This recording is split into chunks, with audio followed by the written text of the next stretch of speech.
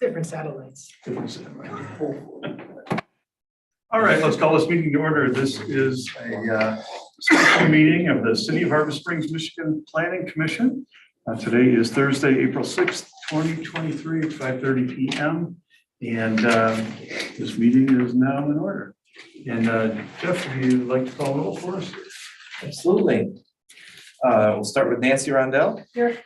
Rick Tarczynski. Here. Bob Thoma. Here. Bill Mulder. Here. And Mark Boudet. Here. We have 5, we have a quorum. Great. Well, thanks, everybody. And for those folks who are going to watch later, oh, I'm sorry, there's no minutes from our last meeting because those won't be due until our next regular meeting 2 weeks from tonight. Is that correct? That's correct. Okay, good. And the only thing that we have on the agenda tonight is our zoning code review, and that's a continuation of the process that we started over the this calendar year. And set the stage for people who might be watching or might be watching later. The reason we're doing this is because we finished updating the master plan last year. And the next step all along has been to review the city zoning code. And it's been a long time since it's had a total review. It's been patched together heroically by Jeff and Jim and everybody else who's worked on it, but it's time for an overall review.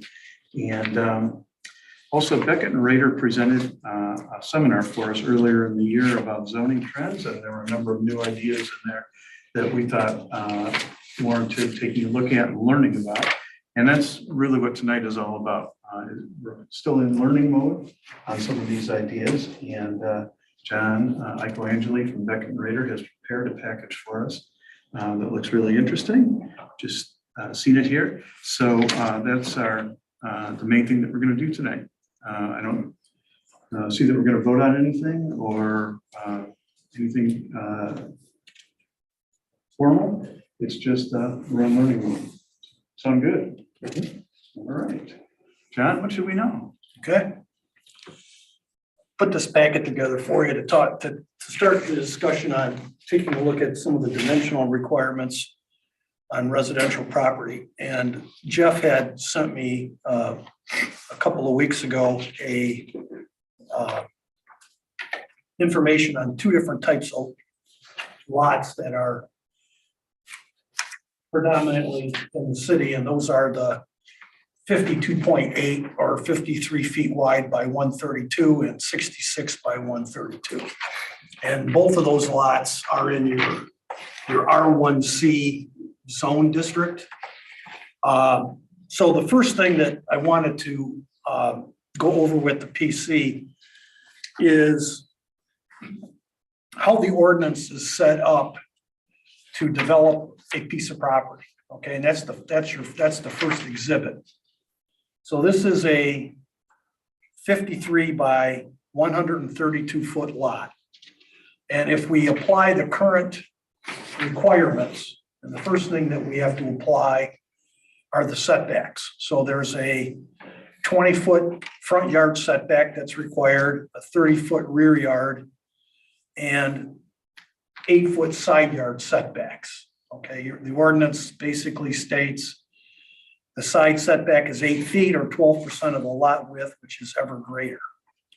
So the first thing that you do is determine how much of the setback makes up the lot. In this case, the lot area is 6,996 square feet. The setback area, which is in the light green, takes up 3,962 square feet, which leaves a buildable area, which is the light blue, of 3,034 square feet. Now, the ordinance also says that you have to have in this district, a 40% lot coverage. So that means 40% of any structure, of all structures that are built, garage, accessory building, principal house, can only be on 30% of the overall lot, okay? But all of that building has to be within the buildable lot area. So you got a 40% lot coverage overall, but all 40% of the building mass has to be built within the light blue area, which is your buildable lot area. If we took the minimum square footage for a residence in this district is 864 square feet, which is the large blue block, dark bluer block. And I put in a 2-car garage, which is usually around 600 square feet, 625. And conceptually, that comes up with a lot coverage of 2,139 square feet. That includes the, if you had space for an accessory dwelling unit, which is in the dashed box, all right? So you can see that the lot coverage is at 76%, and that's 76% of the 40% allowed. So in this case, this configuration used up 3/4 of the lot coverage, but it used up 71% of the buildable lot area. And so why that's important is because on some of the other iterations of this, when you reduce some of the setbacks, you increase your buildable lot area, all right? Makes sense? Coverage stays the same, but the light blue area increases. And the reason why I did that was because if you're interested in, for example, allowing ADUs in districts, it makes sense to have a larger buildable area so you end up with space between the buildings without sacrificing a lot of the lot coverage, all right? So this is, if I was to take the existing code and lay it out, this is what it would look like. Now, when Jeff sent over the aerials, he sent over 3rd and 4th Street, which is an R1C zone. People are not building just the minimum house requirement, which is 864. They're building out as big of a house that they can on the lot without violating any of these setbacks, all right? And in some areas, depending on the age of the house, some of the houses actually probably exceed the 40% lot coverage already, which is gonna make it difficult for somebody that exceeds that, has that much space on the lot used up already, to actually have an ADU. But if you turn to page 3, this is what it looks like if we were to reduce the rear and the side setbacks. So if we reduce, and this is arbitrary, I just picked a number. If we reduce the rear setback to 15 feet and reduce the side yards to 5, assuming that the house next door is also 5 feet, because 10 feet is required between structures on the fire code. So you could see that the side setback is based on 10 feet from the adjacent structure or 10 feet from the adjacent structure or 5 feet, which is ever greater. So if in this case, a house was built 4 feet from the property line, then the side yard setback would have to be 6 to make up the 10. The key that I wanted to issue here is that by reducing the setbacks, it increases the buildable lot area, which allows for more room on the property, assuming that they stay within the 40%. So you can see, rather than everything crammed together, there is some space between the structures. The And I did the same iteration for the 66 by 132. And again, the minimum lot size or the minimum dwelling size in a is in this case the 66 by 132. I put in 1,000 square foot building, which exceeds the minimum 600-foot garage. I wanted to see if an ADU would be able to fit, and it does. But you can see that the 30-foot rear yard setback takes up quite a bit of the property as a percentage of the overall total. The one that was the most surprising to me was, and then Jeff also provided on page 4 an aerial of Maple Street. And these lots are zoned R1C, and these are 66 by 132. And you can see how the buildings, the new buildings that have been built really maximize the site. They try to get as much of a building, single family home on the property that's feasible based on the setbacks. I can't really take any measurements off these aerials because the county tries to do a pretty good job of locating the lots, but sometimes the lots and the aerials don't match up. So I wasn't able to verify. I mean, you take a look at it and you would say, oh geez, that gray house is built right on the property line. Chances are it's not because of the way the parcels and the aerials overlay. But, Jeff provided pictures of the buildings that are on Maple Street, and you can see that they're large for a 66-foot lot. So they build them out. I mean, so there's not going to be a lot of space left behind the buildings for accessory dwelling units. You just can't do it. I played around with, again, taking a look at, this was the Maple Street example of applying the codes just to Maple Street with the larger lots. And in this case, based on how the buildings are built out, I came to the conclusion that with the current setback requirements and the trend of building out the lot as big as you possibly can, there's really no room for a accessory dwelling unit behind some of these houses. I looked at variable setback, and I could come up with, if we reduce in the 66 by 132, if we reduce the rear yard setback, it could allow for an additional ADU, again, depending on the footprint of the original building. I think the one that maybe you may be interested in is on the third to the last page. I didn't have these numbers, I apologize. It's called the 66 by 132 reduced setbacks with the 2-family option. And this shows you that if you built on the first floor a 1,500 square foot home and it was divided in half, you'd end up with two pretty nice sized dwelling units on the same property that really don't take up a lot of lot coverage. It's basically the same lot coverage. But the 2-family option does work. So 2-family could be side by side or up and down. Up and down or side by side. But based on the coverage requirements, it would work depending on how they're designed. So the 2-family could work in areas where you have like 66 by 132. I think they probably would also work on a 53-foot wide lot as well.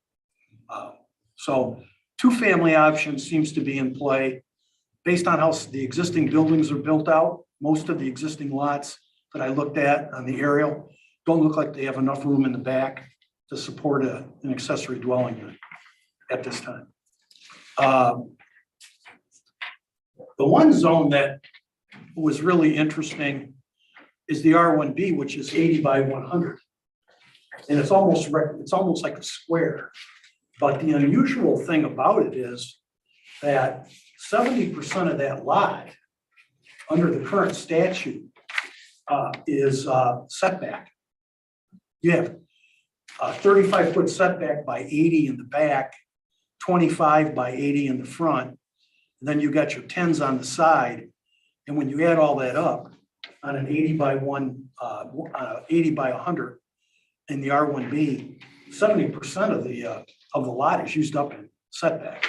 So that tells me there needs to be an adjustment made on some of the larger lots in terms of trying to reduce, or at least make sure there's a 50-50 split. I mean, the majority of the lot is being used in setbacks. I could chime in for just a second on that. It was difficult to provide aerial photos for the R1B lots. It was easier with the R1C because a lot of those were actually platted subdivisions that were 66 by 132, or the Southern and Crandall's addition, 3rd and 4th Street, which is 52 and a half or 52.8 by 132. It's much more difficult to do that in the R1B areas because they aren't platted subdivisions. They're more just split off where you have varying sizes from lot to lot in widths and whatnot. So it was really difficult to find an area that really had 3 or 4 80-foot lots in a row. The other thing I would point out is, that's an 80-foot minimum. There might be some that are larger. And certainly we don't have very many lots that are only the 100 feet in depth. And that's what he's shown here, because that's what the minimum size requirement is in R1B. A lot of the lots in R1B actually have much larger depths where they're maybe closer to 150 to 200. And that would change things. One other small thing to point out, if we go back to that very first page with the R1C with the lots that are 52 and a half by 132, we do have a special rule for those lots that I wanted to point out. If they're willing to reduce the height, the overall height of their house, we allow them to build a front porch out into the setback to a small amount to help alleviate some of those issues that are there. And I just point that out because I see from the existing code requirement to the proposed where we reduce the rear yard setback, it looks like the front yard setback is based on the average of the block. And the number used here is 24. Realistically, that would probably be less than 20 in some of those areas where we've let them be closer. And that seems to be what a lot of people like to do, is So get you're as saying the close to front that edge road. of a front porch might be closer than 20 feet. If we look at the Southern and Crandall's addition specifically, we have a rule in place there where right now the standard setback is 20 feet. However, if they're willing to reduce the overall height of their home from 35 to 32 feet, then they can have a 15-foot front yard setback. Also, if they're willing to limit the overall height of the front porch to 1 story and 18 feet in height, we let them build their front porch 7 feet into the setback.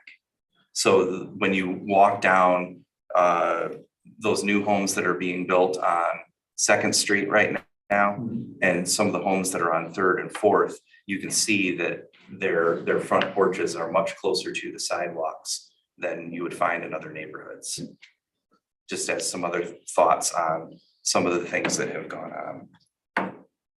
And John, correct me if I'm wrong, but you didn't play around with changing building lot coverage, right? No, Okay, all right, so that's always an option too. yeah, that's an option. Sorry. Chris. Okay, Yeah. all right, so food for thought on the last page. There's been discussion here about trying to consolidate some of the districts. So I thought, well, what if we, I want to run this by you. This would be, this is Mr., can you advance this slide there? It's not on this Oh. last page, not on this. it's not, No, it's not. not on the PDF. No, it's only, this is on page 10 of 10 right now. I'll try opening it again.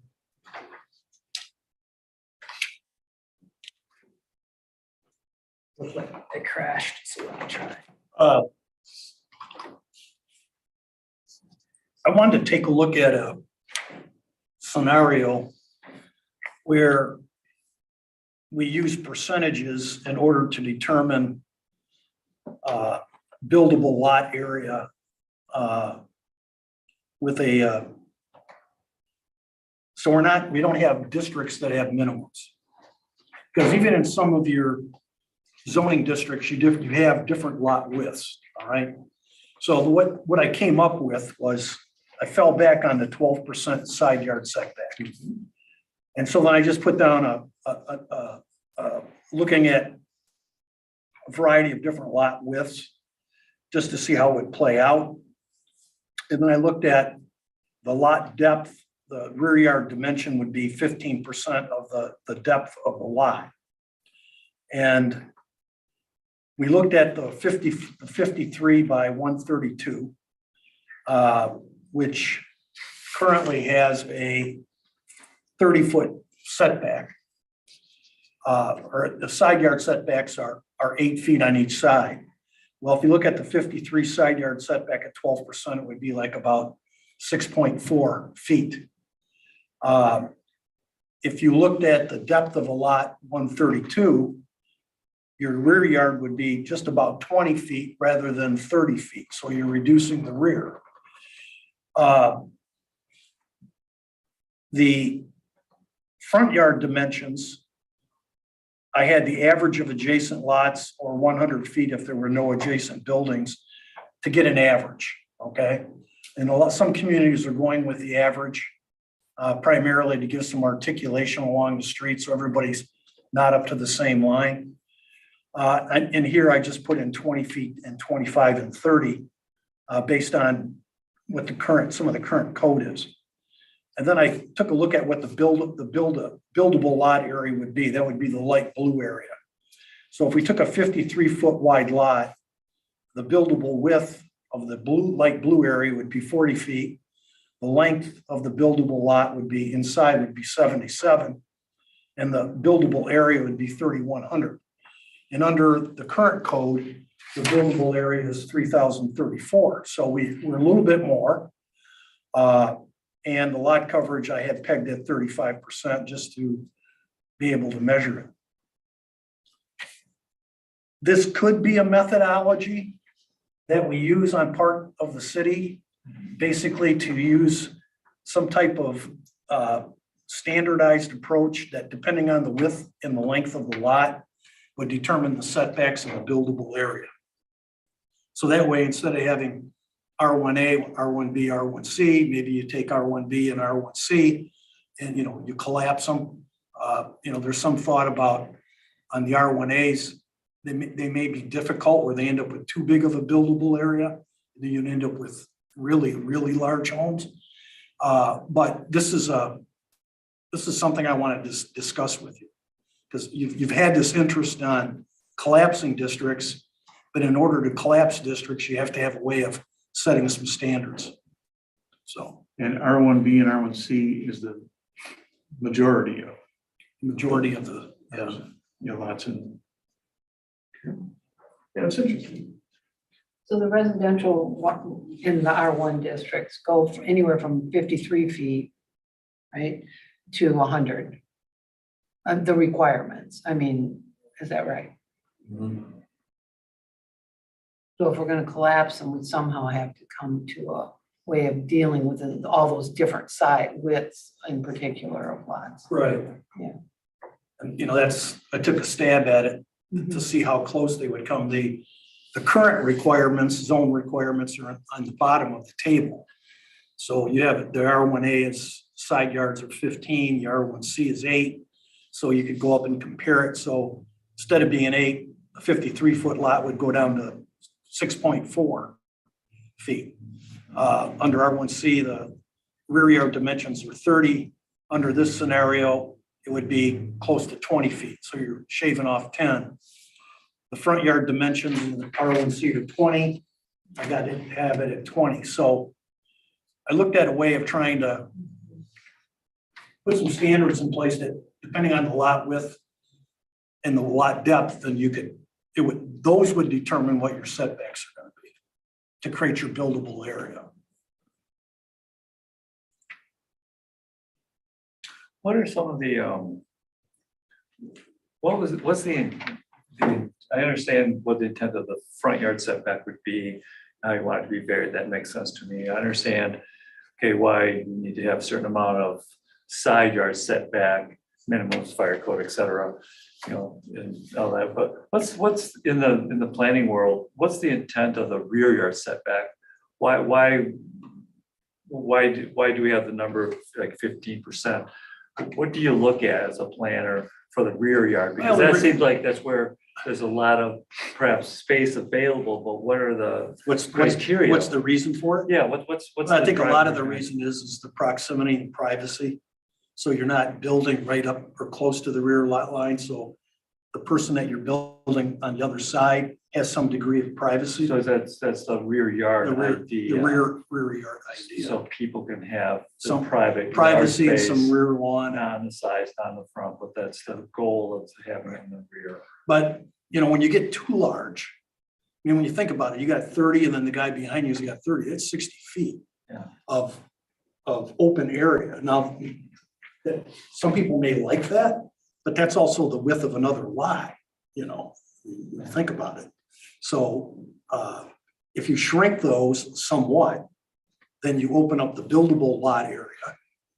And if you're trying to strive to provide some additional space for like an ADU, then you can gain that space by shrinking some of the setbacks. Does it make any sense, you know, we're seeing how much people are overbuilding, and Jeff, you've mentioned this before, and you're absolutely correct. You know, people are maximizing out their lots, so we like say reduce some of the setback requirements per discussion, people are just gonna build bigger homes. You have lot coverage. Well, or lot coverage, but they can still use that depth. But with another lot coverage, it's a good idea, but does it also make sense perhaps to have two standards of setbacks? One for the primary residence, like say you have 30-foot rear yard setback standard, whatever, but you have an ADU, then the ADU can be closer to that back line because it's a smaller structure. Yeah, you can. You know, Yeah. if we start to do that with garages now or something like that, right? We do that now with garages, Yeah. so, as an example, in the R1C zoning district, the rear yards or the side yard setback for a home is 8 feet and the rear yard is 30. The side yard setback for an accessory building is 5 and the rear yard setback is 5. So you could push a garage all the way back into the corner of your property. And if you look at the aerials, you'll see a lot of Yeah. garages right up, Pushed right. right to the back. The best example of that, and I think these are also some of the newer homes that have been built in the area, is the aerial photo that has the Maple Street properties. The top of it says Maple Street lots houses, R1C 66 by 132. So those 3 lots, and for anybody that has been in town for a while, there was one house on all 3 of those for a number of years. And then I think 15 years ago or so, or 10 years ago, that house was removed. And then the current owner split the lot back into the 3 original lots and then built 3 separate houses on them and sold them. And so these are probably a great example of the use of our existing code, where they've got the big house and then they've pushed and they've done a garage in the back of the property, right? And John, if you want these site plans, I'm sure that I can Oh, dig that's them up. fine, yeah. These were done, I think, probably around 2017 or 2018, I think is when these went in. But yes, so we could do something like that as well. My recommendation would be when we have accessory dwelling units or guest quarters or whatever language we want to call those, a lot of people are choosing to go 2 stories on those, where they have like a carriage house style with garage on the first floor, living above.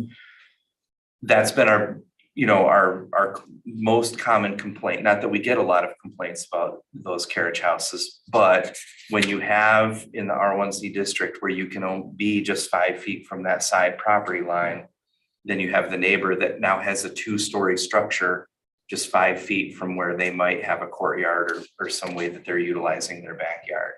And in some of those instances, the applicants have volunteered to apply the principal building side yard setback. So I think that's a real concern. I was Yeah. last week I was in Bozeman, Montana again. And I'm just amazed on the suburbs of Bozeman. You know, they have set up so all the new stuff being built in the last 10 years, you know, they have an alleyway. And off the alleyway, everybody has a garage. And a full 30 or more percent have accessory dwelling units over the back, which are rentables. Because where I was in my short-term rental, I could look over the alley, I could see 4 more. I mean, they're all set up for that, and they're really tight. And you're looking over top of somebody else's yard all the time. But it's like, there's just an interesting interplay, like you think it's a privacy issue, but when everybody's doing it, it's not. When everybody's doing it. Yeah, it's when not. everybody's doing it.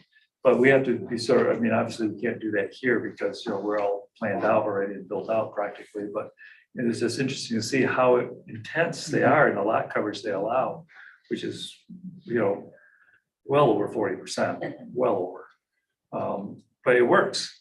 Mhm. It's dynamic. It really actually worked very, very well. I've said 3 times now in these areas, and it's amazing how many people are doing it out there. Well, it Like provides every housing. third house is a ADU. It provides living quarters, Yeah. whether it's short-term, long-term, whatever, that's a whole The big different. mix of them, because Right, what they find is that, because there's so many of them, that the short-term rentals, they're competing and like you're paying $80 a night for a 1-bedroom short-term rental or something in low season. But because there's so many, a lot of them are empty. So they're finding that they're actually making sense now for long-term rentals because there's such a saturation of them, the market won't carry them. So now people are going back to long-term rentals now, which is a nice thing to see, but the intensity is incredible. But very cool, and they have a great mixture of duplexes and multifamily housing mixed in with these things. The one thing they're missing though, which I found interesting, is that there's no plan, at least that I can see, like for a community area, like a small commercial area where there's like a little store or a cafe. Yeah. There's none of that, and their sidewalks are not good. And so it's like, they, even though it's like cool development, they're not planning for making it a walkable city, walkable neighborhood. You gotta get in your car and drive somewhere, Yeah, that's great. which is really nuts. Right I now. mean, they just haven't built it yet, but it's incredible, you know, what they're doing. But you know, everything we're talking about, they're doing in spades. But it's just very interesting to see. But thank you for the, you know, I think though, that's my concern is with ADUs, I think it's a great idea to have them. But how much are we considering, you know, the neighbor with them? You know, and how close can we get to that line, especially with a 2-story structure? I have no problem with 1.5-story structures bumping up to a line like that, but 2 stories, it's significantly different. But good job, John, on these. These really help explain a lot.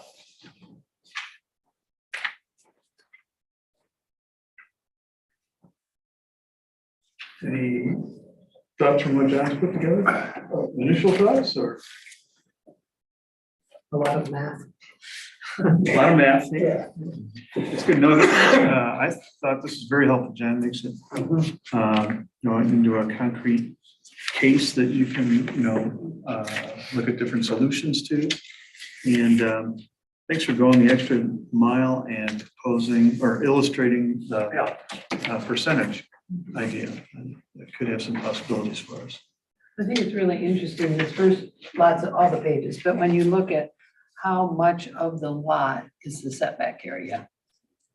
You know, over half the lot is the setback area, which to me doesn't make sense in town. Doesn't seem to make sense for what property owners want to do these days. Yeah, And, yeah, so that's what. Well, one thing I Considering. like about this and the way you're showing is that it's really showing that we're not trying to limit property use, we're trying to maximize options for owners. You know, I think this is something that this demonstrates quite clearly that, you know, we're creating, considering other things that people can do and not creating limitations on them. So I think that's important to be able to convey. Someone could still choose to have Yeah. 20-foot setbacks all around if they chose to. They Sure. could put their house right in the middle. Yeah. But now we have it so regulated that that's the only option they really have. So I agree with you, Mark. That's what I'm saying. Yeah, that's exactly what we reported to council is that we're, you know, looking at options that would let property owners have more choices to adapt to smaller families or changing household size and configuration. So, yeah, I think a lot of these could be consistent with that. I got a question for John. Is there a reason why people generally, or communities generally put larger front yard setbacks? Because I've seen some communities with, some cities like this, smaller, but that have like essentially only 5 or even less feet in setbacks in the front yard. And that could enable them to, create more, keep a bigger backyard. They have less. Less yard. front yard, yeah, It's a historical development pattern. okay. Because, in some older communities, the front of the house was probably, could be 5 to 10 feet away from the public sidewalk. And then in other communities that were developed after World War II, they wanted that front lawn area, so they pushed the setbacks to 20, 25, 30 feet. But I see it in historical communities, the houses are closer to the street than they are in more suburban. Yeah. And that's what you have here. I mean, you take a look at right down Main Street. down Main Street, That's that's. Third Street. Main Street USA. Yeah, well, yeah, it's That's what it's about. closed, they're close to the street.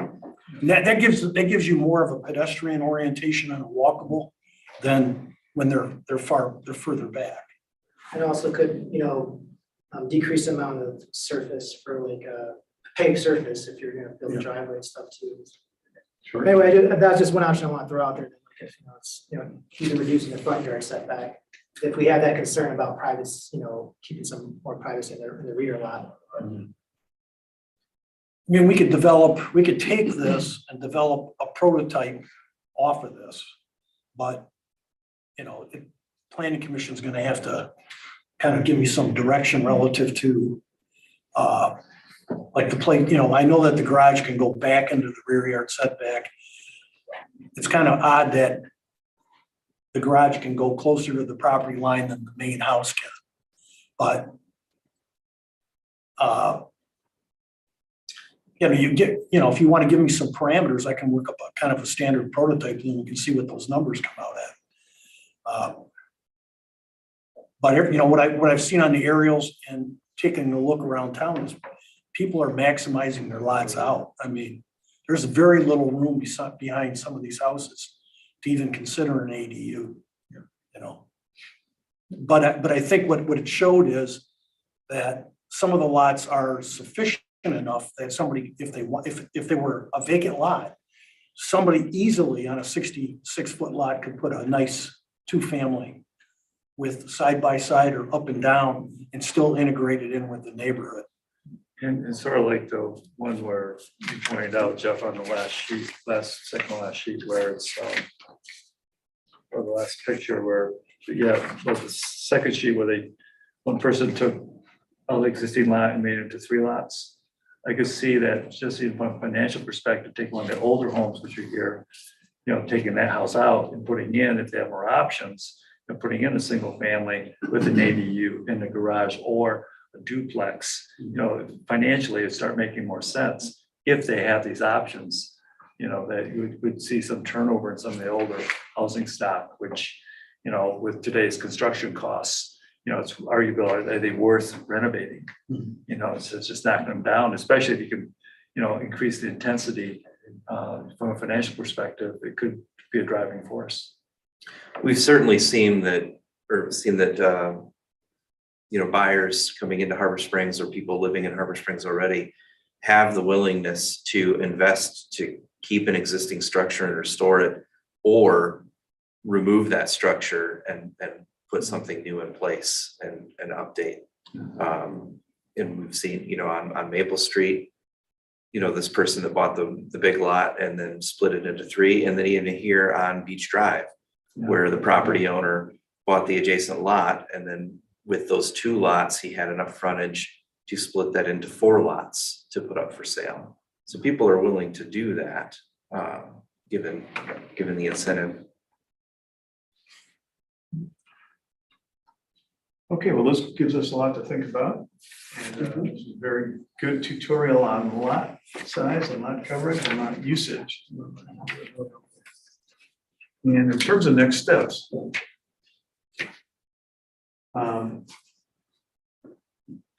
Jeff suggested a way that we might be able to accelerate and to focus our thinking about how this could go. And he reminded me that we used a subcommittee approach a couple times. We were exploring short-term rentals in the beginning, and I think when we had a housing focus group really 2 or 3 years ago, and that might be something that we could implement to take these ideas and focus them, and then bring back something to propose to the whole planning. So really sort through all this stuff, figure out how they would interact with each other. And, work with the best ideas from Beckett Rader and city staff and bring back something concrete. How would people feel about that? Opportunity for one public comment. Sure, Jen. Well, as part of this discussion, and I think it's actually pretty exciting, there are two topics that have come up in the past that might fit within this consideration. One of them is, don't we also have a requirement that accessory dwelling units can't be more than 75% of the footprint of the main building? Yes, we do. Yes. So with most, if not all of these examples, it wouldn't work. If you have an attached garage, you cannot then have an accessory dwelling. We would need to adjust that So rule, I correct? think my point is it should be part of this consideration. And then the other that's come up, and I was reminded when we talked about these really deep lots, that I believe the current code does not allow for flag lots. There's some language in our city code, I think it's in our city code where we talk about lot splits.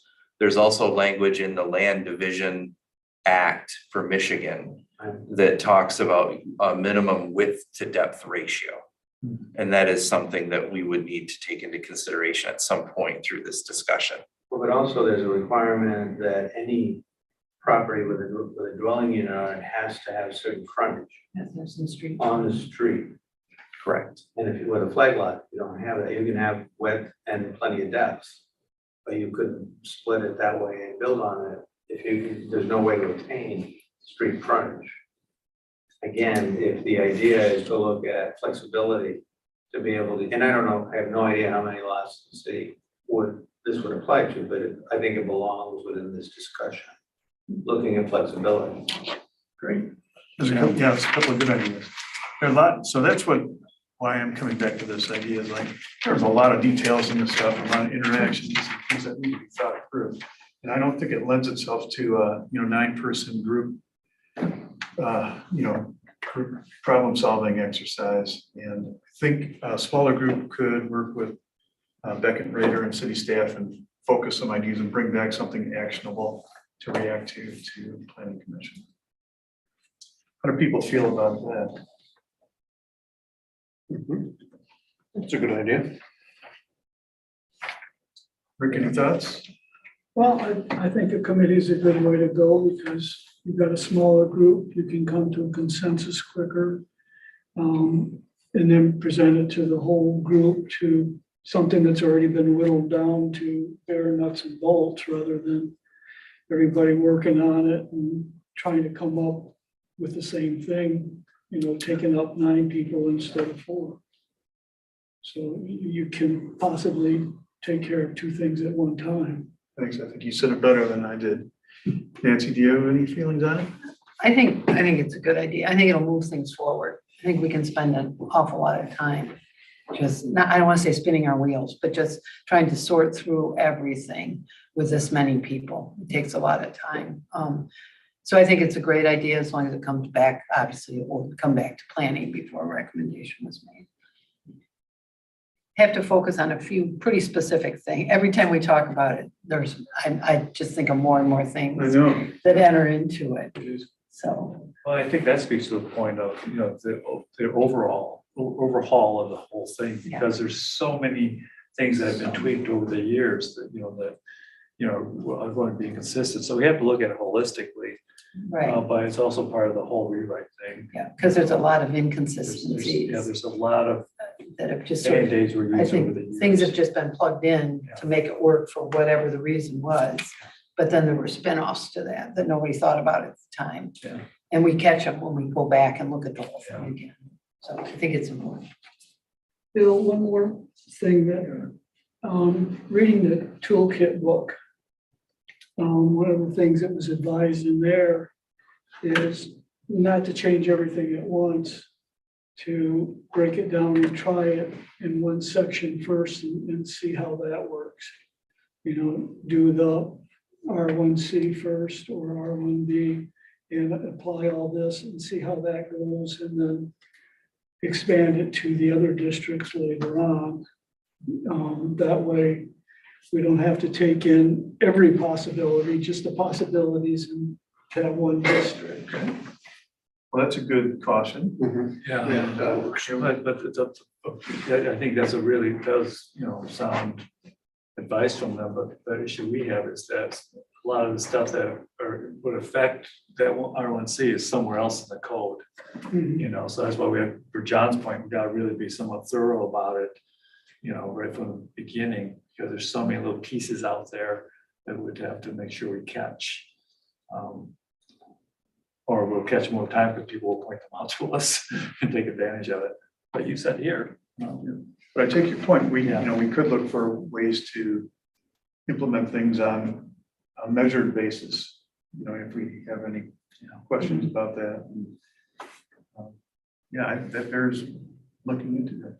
I like the idea of getting it all done at once, but maybe it's just biting off too much at one time. And I think the cool toolkit said to do it in a commercial and transitional area first and see, and then move on to the bigger residential districts. But, Another way that we can help kind of control, because you don't want to make too many changes too quickly, because then you might overshoot your mark, right? One of the things that we could do is some of the ideas that we're looking at bringing in, like allowing duplexes. Maybe we don't do it right away as a by right use. Maybe we start that off as a special land use, and then we see through the applications what we get and how they're implemented and how they look in the community. And then maybe after a few years, we say, maybe we can change these and have it not be a special land use anymore and have it be a by right use. That's another way that you can pace things to make sure that you don't overshoot the mark too much. Yeah. Good point. I take it. Definitely take it. Well, I would be pleased to read that and keep on my learning and try to work through these things. And is anybody else interested? I'd like to be on it. Yeah, you'd be really I helpful. like this stuff. Having nuts and bolts. And I envision weekly meetings or every 10 days or something, working sessions, and at a pretty detailed level. So Emily also mentioned to me that she enjoys doing this kind of work and that she'd be interested in. If you think she could be a good fit, then she'd be willing.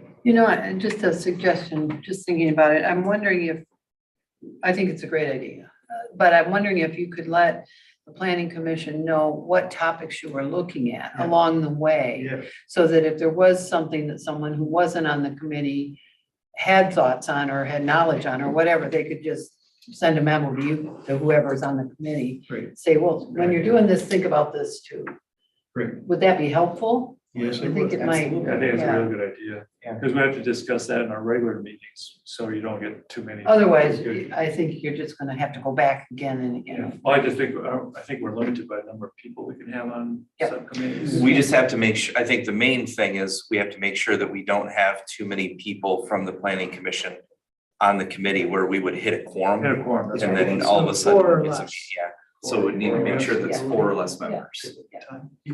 But it would be okay to give input for an upcoming meeting, is that correct? Oh, absolutely. In writing? Yeah. Sure. Maybe to like the chair of the committee or the. Yeah, to like the chair of the committee, say, hey, if you're talking about accessory dwelling units, this next, how Yeah. about, remember these 3 things we've talked about? Or The chair or John or Jeff. Yeah, just somebody. That would- Absolutely.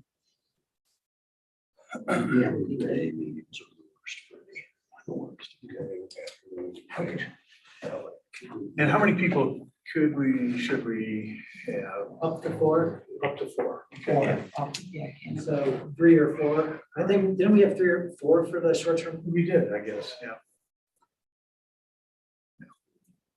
All right, well, Emily was interested and Bob has just said that he's interested too, if we can schedule meetings that are convenient. If you need us to. Yeah. Does that sound good to everything? I'm good. You're you're interested too? Do these have to be open meetings or, No, these meetings, we don't, okay, It'd be more like working. we never It's a say meeting. people can't attend, but we just, they don't need to be agenda, they don't need to be noticed. There, Alright. there wouldn't be an agenda, there wouldn't be minutes for it. It would just be like a working session, because we wouldn't be making any decisions, right, right? Anything that we would come up with, we would bring back and it would be presented to the planning commission as a whole. And there would still be that discussion at this level and decisions would be made here. Okay. We have the meetings at the Bar Harbor. Wherever you We want. can have them wherever we want to have them. Yeah, right. We have a max of 4 people. Why don't we rotate people based on topics that they might be interested in? Good idea. And then everybody could participate at a nuts and bolts level. Does that sound good? That's a good idea. I think that's good. That's a Yeah, great it's a good idea. idea. All right, then, why And keep not? a couple consistent people on though. Yeah. Bill, I mean, just so you have at least 2 that are always, I think so too. makes sense. Yeah, that makes sense. All right, well, why don't I get together with John and staff and we'll put together some topics for, next 1, 2, or 3 working sessions and we'll figure out who can attend. All right, that sounds good. And when Nancy said, make sure there's someone consistent, she means you. I do. I do, actually. Well, I think it's important. They have at least 1 or 2 of the same people, otherwise Oh, you're yeah, gonna play a lot of yeah. catch up all the time. Great point. Makes sense. Okay, good, we'll do it. Good. All right, anything else to discuss? So what does that do to these meetings? Yes, that's a good question. I mean, That's- what's, Where I was just thinking because I'm a we calendar. we're going person. next. My thought would be to, let's not schedule a May zoning special meeting. Let's keep our existing, regular meeting dates, and let's see how far and how fast this can progress. And when we would have room for time and be ready to bring back something to report on. That sound good? Fine with me. But it's time to shoot for like a month from now, a special meeting, probably do this meeting 2 or 3 times. I was thinking we might skip the May special meeting Yeah, 4 weeks skip May, from but- tonight, but then after Next one that, After that. yeah, exactly. Yeah, And- it's gotta give enough time to. Depending how this goes, if we're reporting back and we don't need to spend as much time at the full planning commission level, we could maybe just add planning, the zoning review back to the normal scheduled meeting. That would be great. We will be done with short-term rentals. fairly soon. Planning commission maybe. not. Yes, the planning Yeah. commission, Yeah. well, yes, so May 8th, was it the 18th? May 18 is our next regularly scheduled, well, we have our April 20th meeting and then the regular May meeting is May 18th. So, yeah. No special meeting in May. No special meeting in May, Okay. and we should get a message out to members about that. Jeff, I have a question. Yeah. Lately, we've been having trouble getting enough people to the meetings, setting up a quorum. Is there a reason why the planning commission doesn't have alternates like the ZBA does? Would that It's not in the state be? statute. Something- Yeah, I think partly it's not in the state statute. I think also typically alternates are used on boards that have a smaller number of people. The zoning board is only 3 members. So if 2 people can't make that meeting, you don't have a quorum. We have 3 members and 2 alternates. No, 5 members. Five, the board- Yeah, the thank board- you. Yeah, the board of review is 3 members But and 1 as John's alternate. saying, Thank you, John yeah. had said, the state statute sets the limit. Yeah. So I think we can have 7 or 9. So the problem, is we have 9. So when you have 7, you only need 4 as a majority, but when you have 9, you need 5. And so, yeah. It's difficult, especially when it comes to the special land uses. But, and the state statute for that is not that you need six in attendance, you need six to approve a special land Right. use. So, it makes it that much harder for an applicant if, there's Actually, not a that's, consensus. that's a side question. Because I know that that's what our bylaws say for a special land use approval is a 2/3 majority of the full board. Do you know I don't know if that's in the States. if that's in the state statute or what other communities do? Is that something that we could possibly adjust? If it's so in your that it's- bylaws, you can adjust it, yeah. But if it's But a I state don't statute, I don't know if it's in the state statute. we can check the state. That's statute. something we could look at. I'd Is have to go back possibly, and take a look at it myself, but I can't recall any other planning commission having to have a super majority to approve an SUP. So yeah, it should, sometimes it's 2/3 of the Yeah. present, those are present. The idea behind it is that if you only had 6 people in attendance and it would require 2/3 approval, that's 4, which is not a majority of the whole 4. So really, you might have 5 people who are against it, even if they weren't present. So that's a theory behind it, but in practice, when you have 9 people and, clearly 1 or 2 each meeting, it's expected that people we're all volunteers, aren't gonna come, so it makes it a little harder. So we'll check that out in the state statute. That would be a good thing to know. yeah. And in terms of our next meeting on April 20th, Jeff, what do we have on the docket? We have short-term rentals on the agenda for a discussion with the public hearing, actually, for the documents that we have to make a potential recommendation to city council. And this is the language coming back from the city attorney. Yep, so we've reviewed that at a previous meeting. We had some minor updates to it. We'll have the final language back from Jim. We have that available for people if they want to review it in the meantime, but prior to the meeting, if they would like to comment on that. I think we have some correspondence that we have received that will be part of the packet. So that's on the agenda. We then also have one site plan review, which is going to be real impressive and fun. And then we have 2 special land use requests for one for guest quarters and one for a 2-story accessory building. So 2, and that's one we're having a difficult time. one of them, we're having a difficult time because unfortunately there was action taken at the zoning board of appeals on it. And so there's a question of whether Bob can participate in discussion and voting because he already participated in discussion and voting at the ZBA level.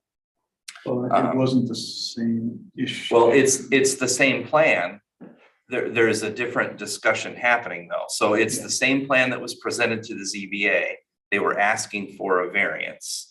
Now they're submitting the same plan, but asking for special land use approval. So I did reach out to Jim Raymer to ask the question of, because the language from the Zoning Enabling Act talks about that in certain circumstances, somebody that's a member of the zoning board, the planning commission, or the legislative branch cannot take action on something if it has already been discussed at another meeting.